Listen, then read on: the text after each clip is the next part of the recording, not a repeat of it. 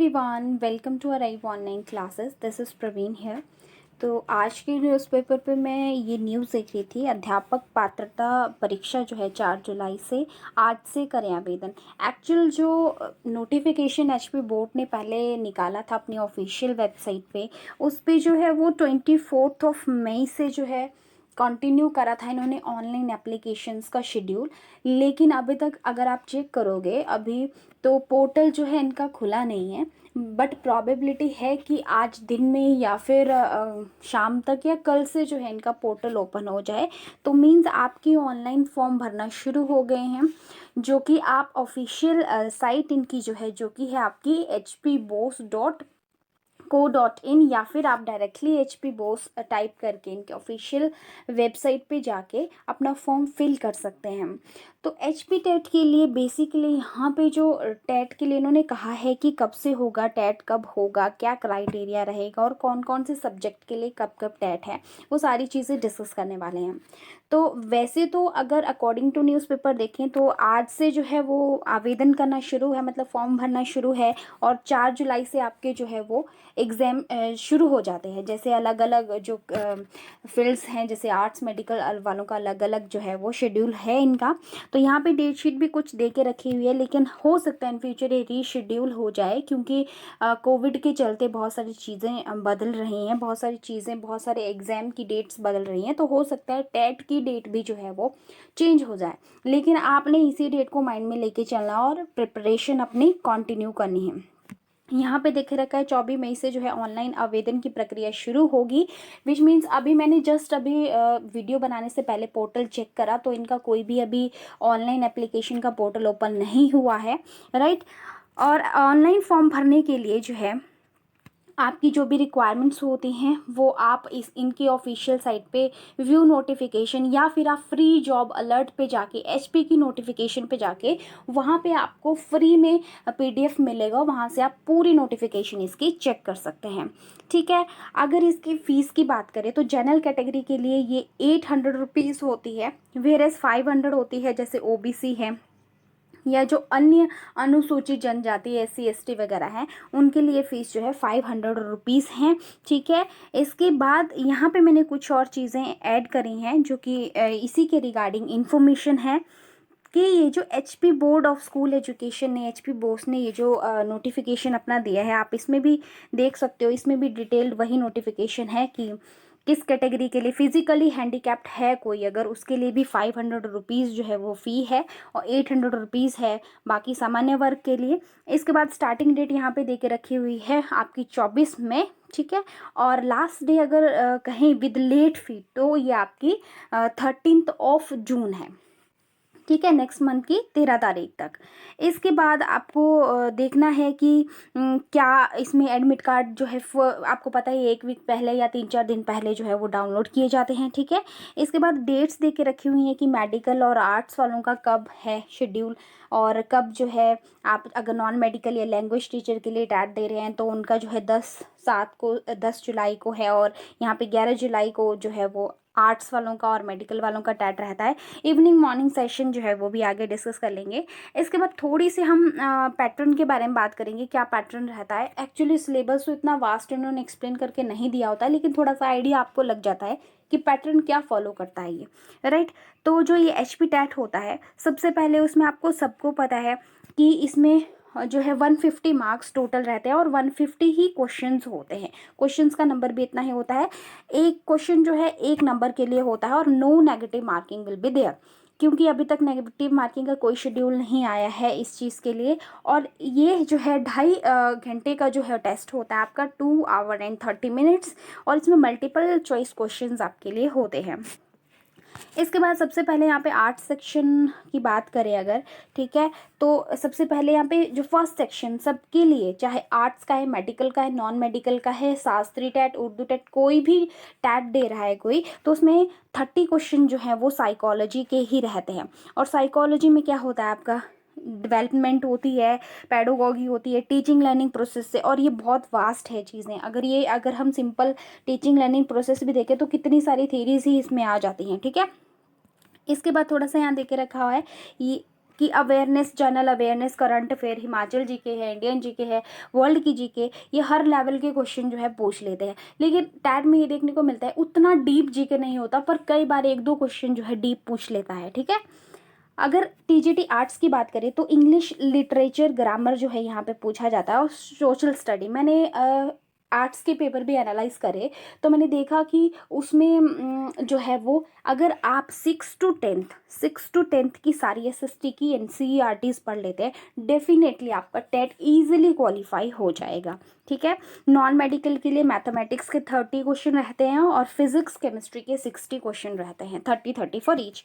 Medical के लिए botany zoology रहती है, मिक्स बायोलॉजी के मतलब 60 मार्क्स रहते हैं, केमिस्ट्री रहती है 30 मार्क्स के लिए। इसके बाद साइकोलॉजी सबके लिए कॉमन रहता है। मेन फोकस क्या होता है, टीचिंग लर्निंग प्रोसेस से जुड़े क्वेश्चंस पे होता है, चाइल्ड साइकोलॉजी से होता है, इससे जुड़ी हुई बहुत सारी जो थीरी है आपकी कॉग्निटिव डेवलपमेंट की है, ब्रूनर की थीरी है मान लो, फिर आपका फ्रॉबेल का काम है, फिर आपके टीचिंग मेथड्स हैं, ये सारे क्वेश्चन आप स्किप नहीं कर सकते। मैंने इस पे वीडियो बनाया है इंपॉर्टेंट टॉपिक्स का, जो आप केमिस्ट्री सेक्शन के लिए देख सकते हो, बायोलॉजी के लिए देख सकते हो मेरे चैनल पे, ओके। इसके बाद क्वेश्चन जो है वो कुछ ऐसे अदर सेक्शंस में होते हैं, बच्चों से जुड़े हुए क्वेश्चन होते हैं कि अगर ऐसी सिचुएशन है तो बच्चा क्या करेगा या टीचर क्या करेगा, इस तरीके के क्वेश्चन में एक दो रहते हैं, ठीक है। शास्त्री टैट के लिए आप थोड़ा सा देख सकते हो कि क्या क्या चीज़ें हैं। जीके सेक्शन में तो जनरल अवेयरनेस चाहे इंडिया की है चाहे आपकी एचपी की है वो तो रहती ही है, ठीक है। ये सब मैं डिस्कस कर चुकी हूँ, कॉमन है। वैलिडिटी की अगर बात करें, ठीक है, ये वैलिडिटी वाला क्वेश्चन भी इम्पॉर्टेंट रहता है, क्योंकि बहुत सारे लोग कंफ्यूज रह रहे हैं, क्योंकि पिछले 1 साल से कुछ ऐसी न्यूज़ आ रही है कि हाँ लाइफ टाइम वैलिडिटी हो जाएगा, लेकिन अभी तक एचपी बोस ने ऑफिशियल वेबसाइट पे ऐसा कुछ भी नहीं कहा है कि उनका जो ये टैट है वो लाइफ टाइम होगा। अभी इस पर कोई डिसीजन एचपी गवर्नमेंट ने नहीं दिया है या एचपी बोर्ड ने नहीं दिया है।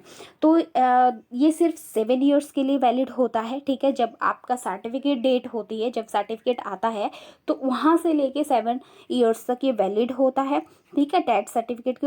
और आप जो है जैसे मान लो इस ईयर आपका, मान लो अभी 2021 में जो है आपका टैट क्वालिफाई होता है, उसके बाद आप 23 में भी क्वालिफाई करते हो, तो उसके बाद जब आप क्वालिफाई करते हो वहाँ से लेके आप दोबारा भी टैट दे सकते हो विद इन दिस 7 ईयर।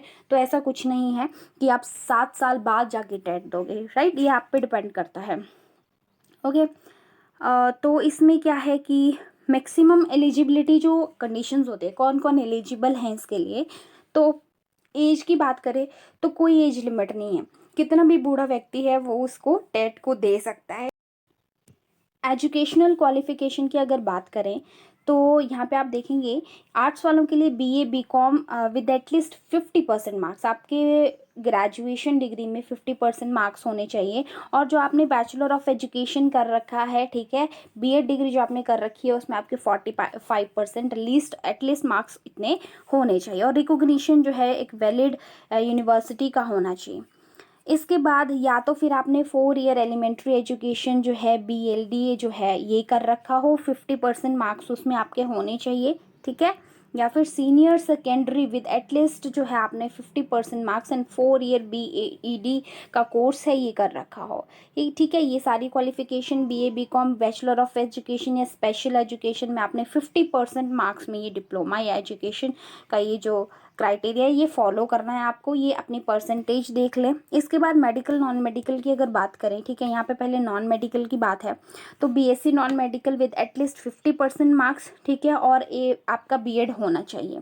इसके बाद या फिर बीएससी जो है आपके 45 मार्क्स उसमें हो, ठीक है, एटलीस्ट। और आपकी जो बैचलर ऑफ एजुकेशन है वो आपका होना चाहिए अकॉर्डिंग टू NCTE, ठीक है। रिकॉग्निशन प्रोसीजर रहता है, मतलब रिकॉग्नाइज्ड यूनिवर्सिटी से आपने किया होना चाहिए, ओके। अब तो आपको पता ही है कि 2 ईयर बीएड कोर्स चला हुआ है तो वही वैलिड होता है, और 1 ईयर है वो भी आपका वैलिड रहता है, ठीक है। अभी तक गवर्नमेंट ये भी कह रही है कि 4 ईयर का कोर्स शेड्यूल जो है वो आएगा, लेकिन अभी तक आया नहीं है उसके बारे में कुछ भी नोटिफिकेशन। इसके बाद ये दोबारा से नॉन मेडिकल के लिए ऐड हो गया है। यहाँ पे आप देखेंगे मेडिकल वालों के लिए तो हमें पता ही है कि 50% मार्क्स हमारे होने चाहिए, ठीक है। और उसके लिए हमारे पास बीएड डिग्री होनी चाहिए, चाहे वो 2 ईयर्स की हो चाहे वो 1 ईयर की हो, ठीक है, वो हमारे पास डिग्री एटलीस्ट होनी चाहिए, ठीक है। लैंग्वेज टीचर के लिए हमें पता ही है कि हमें बीए होनी चाहिए हिंदी में, ठीक है। हिंदी, अगर इंग्लिश की बात करें तो इंग्लिश में जो जो लैंग्वेज है उसी में होनी चाहिए, और इसमें 50% मार्क्स चाहिए होते हैं, ठीक है। ये चीज़ का ध्यान रखें। इसके बाद ये पंजाबी टीचर के लिए वही है कि आपको वही कि पंजाबी में जो है आपकी बीए होनी चाहिए लैंग्वेज में, ठीक है। So this is all about criteria, validity, syllabus थोड़ा सा हमने डिस्कस किया, और सबसे इम्पॉर्टेंट यही है, चाहे आर्ट्स के स्टूडेंट हैं, चाहे आप किसी मेडिकल, नॉन मेडिकल, कोई भी फील्ड के स्टूडेंट हैं, सबसे ज़्यादा इम्पॉर्टेंट होता है एनसीईआरटी बुक्स को फॉलो करना। तो उसके लिए मैंने बता दिया, आर्ट्स के अगर आप 6 to 10 अच्छे से पढ़ते हैं अपनी बुक्स, तो वो आपके लिए टेट को क्वालिफाई करने में बहुत हेल्प करते हैं। वैसे ही मेडिकल, नॉन मेडिकल वालों के लिए क्लास +1 और क्लास +2 की जो बुक्स हैं वो बहुत ज़्यादा इंपॉर्टेंस रखती हैं। प्लस आपको 9th 10th की बुक्स भी बहुत हेल्प करती है, क्योंकि उनको अगर आप खोल के देखोगे तो आपको पता चलेगा कि कंटेंट है क्या।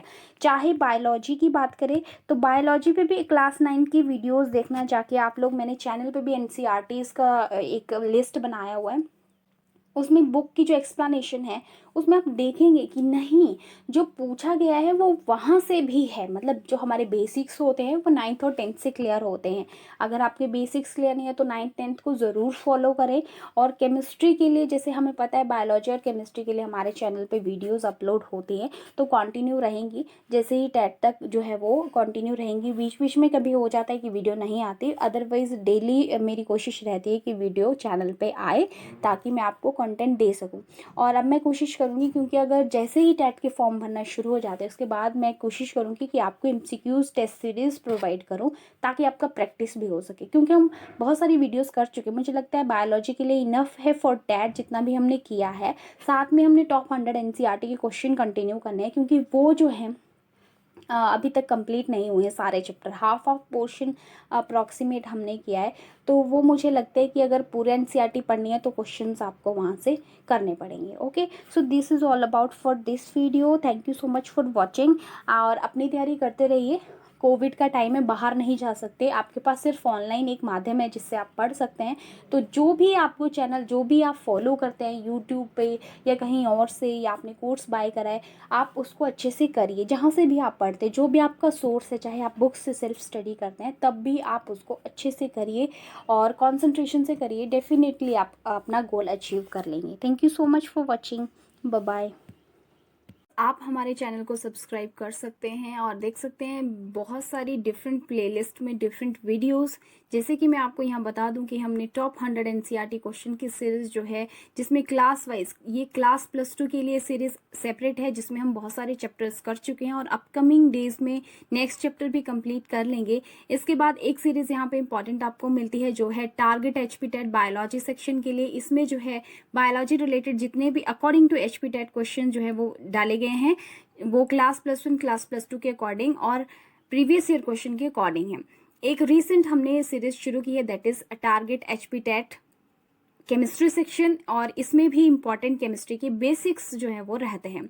एक प्लेलिस्ट आपको मिल जाएगी जिसमें बायोमॉलिक्यूल हमने जो है वो कंप्लीट किया है, बायोमॉलिक्यूल के बेसिक, प्लस इसमें सारे नोट्स भी आपको मिल जाएंगे।